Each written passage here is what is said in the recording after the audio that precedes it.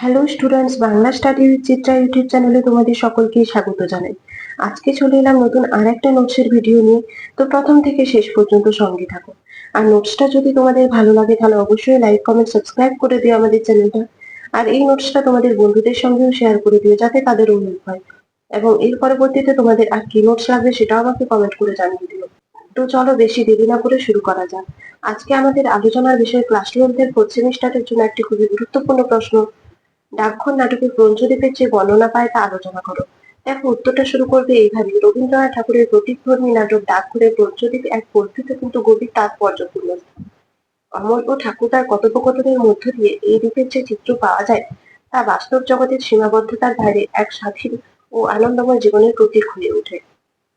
আলোচ্য নাটকে আমরা ব্রহ্মদেবের যে বর্ণনা পেয়ে থাকি তা নিম্নে আলোচনা করা হলো। দেখো, 1 নাম্বার পয়েন্ট, মানুষের অনুপস্থিতি। ব্রহ্মদ্বীপ ভারী আশ্চর্য জায়গা, সেখানে কোনো মানুষ নেই, সেখানে কেউ কথা বলে না, চলে না। এই নিস্তব্ধতা দ্বীপটিকে কোলাহল মুক্ত শান্ত এক জগৎ হিসেবে গড়ে তুলেছে।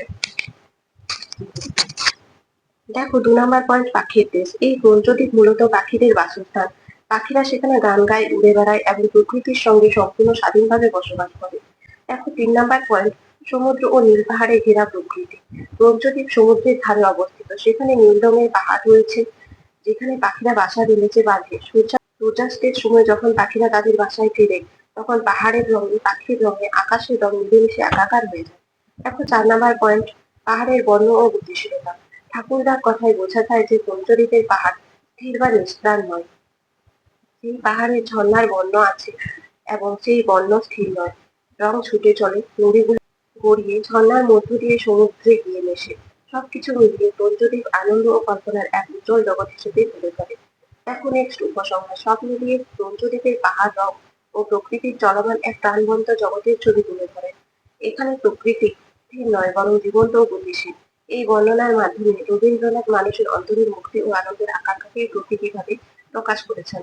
তোমাদের যদি নোটসটা ভালো লাগে তাহলে অবশ্যই লাইক কমেন্ট সাবস্ক্রাইব করে দিও আমাদের চ্যানেলটা। আর এই নোটসটা তোমাদের বন্ধুদের সঙ্গেও শেয়ার করে দিও যাতে তাদেরও হেল্প হয়। এবং এর পরবর্তীতে তোমাদের আর কি নোটস লাগবে সেটাও আমাকে কমেন্ট করে জানিও। তো এর পরবর্তীতে দেখা হচ্ছে নতুন আর একটা নোটসের ভিডিও নিয়ে। ততক্ষণের জন্য সঙ্গে থেকো, পাশে থেকো। ধন্যবাদ।